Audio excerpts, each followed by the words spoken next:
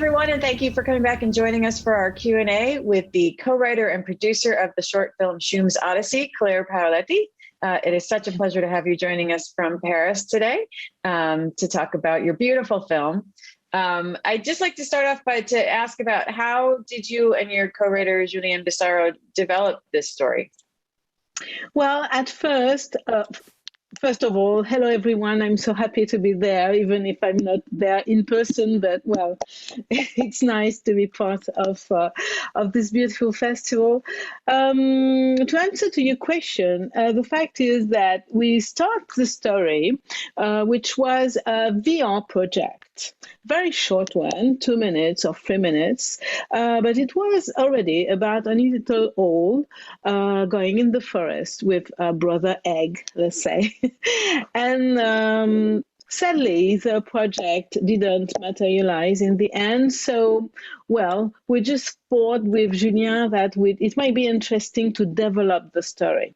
And so we starting to work, in writing, thinking of ideas. And we just realized that it would be okay if the story might have 26 or 30 minutes long, something like that. And so we started and develop, and yes, we find a way to tell an interesting story, and we decide to build a company, a production company for animation, in order to produce it, because it was such an important story to us, let's say. So yeah. We started with 2 minutes and we finished in 30 minutes. I think that Shoom's story was definitely worth more than 2 minutes. It was so fun to watch. So can you tell us how you chose the style of animation that you used and a little bit about that animation process, how you put that together? Well, it was Julien Bisaro's choice, as he is the director of the film and is very, at ease with animation. And so he chose the 2D, of course, it's 2D. The soft is Flash Animate, Adobe. And as you can see, there was sometimes some 3D we use only for the backgrounds, not for the character at all. They are animated in 2D. And yes, the film was targeted to young audience. We chose to have a very colorful, colors and joyful universe for the film. And we also worked on lights, as we really like to have those very, transparency effects. And for example, there is one sequence you may have seen in which there is some fireflies in forest, and thanks to the light of the fireflies, which goes through the eggs, the transparency gave us the feeling that the little bird is inside the egg. So this is kind of things we like to use and to have a kind of a magical effect. Yeah, it was really beautiful, really beautiful. Just the colors, and yeah, I think like you said, that the level of sort of transparency, I don't think I would have thought to use that, but you're right, that scene really with them, with all the little alligators in the eggs and all, yes. And then the one, but yeah, that was really, really sweet. Love that. So how did you capture the sound for Shoom's voice? Did you record actual baby owls? Not really. Well, more or less, let's say. Actually, sound is very important to us, and it was very important to us from the very beginning. As you know, the animals don't speak in the story, so we didn't want to have some voices and language words, etc. So we chose to work differently.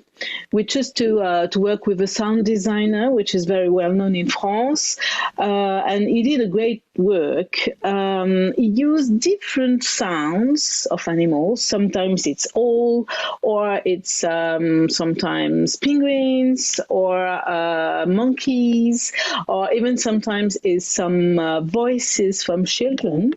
And he mix all together. He mix it. He has kind of a strange machine he's working with, and he find a way to build kind of a language for these animals, and because we wanted them to be able to express their feeling. There is a lot of pantomime, between Shooom and Squeak, and they're no, no, no, no, no, no, no. And yeah, we wanted them, to be able to express what they say, even if there is no words. So it was one of the big challenging moments, but very interesting, of course. And there is something, between writing, staging, sound design, which is, link all together, and it has to be consistent. So, yeah, this is one of favorite moment on working. Yeah, no, that's what I love that. Like you said, that they were able to express their emotions, even though they weren't, using words, and it was just sort of that squeak sound that they were making that you could really sense, in particular the dynamic between Shooom and Squeak when they were talking, of that sense of urgency, or that sense of happiness, or their sense of anxiety, like it just all on that, the sounds that they made, which is really, really, and I appreciate, not trying to make them, talking animals in the way that, I mean, that's fine. Not that that's a terrible thing, but, for this story, it just felt so much more, it's something different. Authentic. Something different. Yeah. Well, and so curious, most of the animal behaviors in the film felt very realistic. Did you do any research or observation of live animals in preparation for the film in order to portray them realistically? Yes, we did a lot of researches, actually, because it was at the beginning for the story itself, meaning that we wanted to be as true as we can regarding the animals, the way they behave, the kind of thing they eat, because we wanted to tell some interesting and real things to children who, it's very important to us. There is something here at stake, which is quite important to us. And we did researches, images, and of course a lot of videos. And we used some of the videos for the animation itself. And I have here some example. In a moment in the film, there is a moment of on which Shooom is climbing a stairs, and she's it's very difficult for her, because she's so small, and she's just old. And we had an example of that, a video on which it was little hamster, with his little climbing the stairs, etc. And we use that. And in order to animate the Shooom version, let's say, and kids love this moment. They just love it. It is. It's really sweet. It's miraculous to me that she makes it too, all the way up those stairs. It's just a tiny little thing. It's so cute. Yeah, lovely. That's great. That's great. So can you tell us about the town or the village where the story takes place? Is it based on a real seaside town in France? Absolutely not. Actually, this is a funny question, because we get our inspiration from Louisiana in the United States. Wow. So, okay. Yes, because there is these wetlands, and to us it was quite a specific landscape. And for example, we have the steel houses. With this very specific architecture, which is not very oftenly you don't have this much here in France. So of course this is something we just imagine, and this is about creating a world in which the story might be nice to tell. And what was important to us is that we wanted to have two different landscape, meaning there is a little town where all the people and humans people lives, and there was also the mangrove, and that what the story is about is the connection between both those very different places, and that they have to be, able to live together in a way, and so it was our point. Yeah, I was going to ask that if there was, a particular message that you were hoping to get across regarding the relationship between humans and animals, and maybe even our impact on their habitats. Yeah, there is a character in the story, the grandfather of the little kids, and he is more or less our voice, saying to the kids, well, okay, you have found a little hole into the wild, and you don't have to take it with you because it belongs to the wild. It doesn't belong to you, or he hasn't. It hasn't to be, in a place, in an apartment or a house. So this is more or less what we wanted to say, that to respect animals' world, and to have this, even if we love them, we have to respect them, and we don't have to take them home, and it's not pets. Okay, now not some pets, those wild animals. So yeah, this is more or less what we wanted to say. Yes, well, I'm sure it would be very tempting to find an adorable little baby owl and want to keep it, but yes, the damage that can do. Yeah, it's normal. I can feel that also, but it's not what we have to do. Right. So how did you come up with the name Shooom for the main character? This is a funny story because there is two reasons. The first one is that we had a nephew, and when he has maybe 3 years old or something, was 3 years old, and he has a little doll which was a clown, but it was so small he can't say clown, so he said Shooom instead of clown. So when we were searching for a name for this character, which was also, it is always very important to have the right name. We thought, Shooom might be nice. Okay, so we keep that in mind for a while. And then we had this sequence in the film in which, because there is a tempest, there is wind, rain, etc., and Shooom is cold, and she sneezes, a choom, and there is a choom, And then we said, okay, there is Shooom, it's Shooom. Okay. But of course, yeah. I was going to say Shooom with 3 O's, though. Yes, why not? Why not? In French, we have a different spelling, but it's the same sound. But of course, it's only for the viewer, because no one put a name on the character in the story, as there is no words on it. Right. So, but it's, yeah. But that sense of being able to sort of connect and relate to a story, I think having, giving a character a name gives them, that sense of, someone that you're rooting for and someone that you can connect with. It's very, very important. And it's very tricky, always tricky to find the right one. And because after that, you can't change, it's forever. So, yeah. I think it's a good name. I think it's a great name for her. Oh.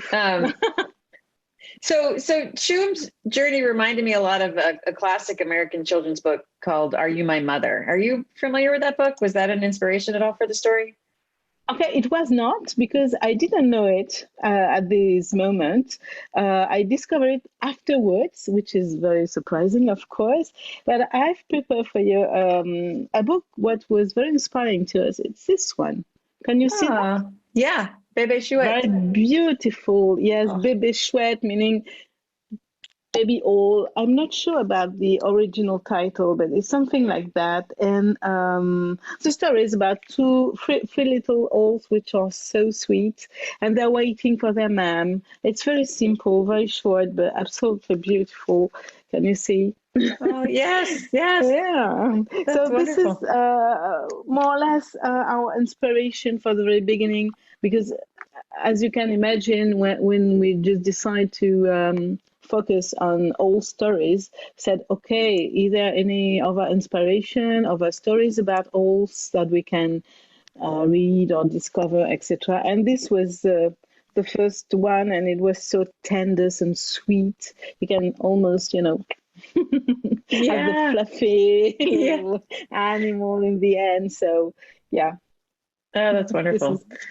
Yeah, because the other thing that's really different, obviously, Are You My Mother was not your inspiration, but at the same time, that book was very much about trying, a lost animal trying to find its mother. In this book, they never find their mother. But what I love so much about this story is though that they have that sibling relationship, and that she knows. And immediately, it's her responsibility to take care of her baby brother who isn't even in existence yet. And that whole dynamic, which I just thought was so, like that sibling relationship, was that a very important part of the story in your development of it when it went from the 2-minute version to the 30-minute version? This is the real center of the story, the heart of the story. It was all we wanted to tell, because the story is about how to create a bond, an effective bond between both characters who are so important. And all the story is based actually on this relationship, the very beginning, and then the moment on which they are separated, which is terrible to us, and then maybe I don't have to spoil the end. I don't know. Well, they will. Everyone will have already seen it when they watch this conversation. So you can. Okay, Spoilers so are okay. Yeah. I'm going to spoil it though. Um, and yes, the moment on which, of course, at the end they find each other again, and they are, all adopted by the raccoon mummy, which was, of course, so important to us, because more there is the question of the relationship, plus there is the question of the adoption, which was at the very beginning of the story. And we wanted to tell something about recomposed family on an animal level. Let's say that, okay, even if you are a little old, you can be with a raccoon family. Why not? Everything is possible, because what is important is love, a kind of unconditional love, and that was the thing we wanted to share with our viewers, kids, but not only, family, and yes, in order to emphasize the importance of this feeling relationship, and yeah, build a story about that.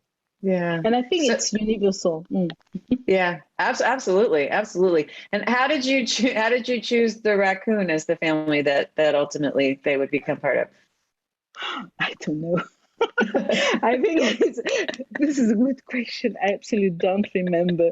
When you are writing, you just have a lot of, thinking reunions, brainstorming moments, and I don't know, some ideas just burst into the conversation and said, wow, fantastic, we love raccoon, let's skip on it. And yeah, that's it. Yeah, no, that's very sweet. It's really lovely. So, we're almost out of time, but I just wanted, what would you like most viewers, and particularly like our younger viewers who are watching this, particularly some of our students, what would you like for them to most take away from this film? Oh, it's more or less what I said about, the importance of positive, maybe positive message, to put a positive message in a film. That was the idea at the very beginning, meaning even if the situation is difficult, if there is some survival issues in a story, one can always find a place to be happy. And yeah, it's more or less maybe, yeah, it's simple, but it's like a little bit as a fairy tale. Yeah. Yeah, let's say that it was the most important. Yeah. Well, it's such a beautiful film, and I really, really thank you so much for sharing it with us and our audiences. It's been such a pleasure to talk to you about it, and I think I'm just going to keep watching it over and over again. It makes me so happy whenever I do. It really is, like you said, it's very sweet. Yeah, thank you, and thanks to all the viewers, of course, and yeah, enjoy.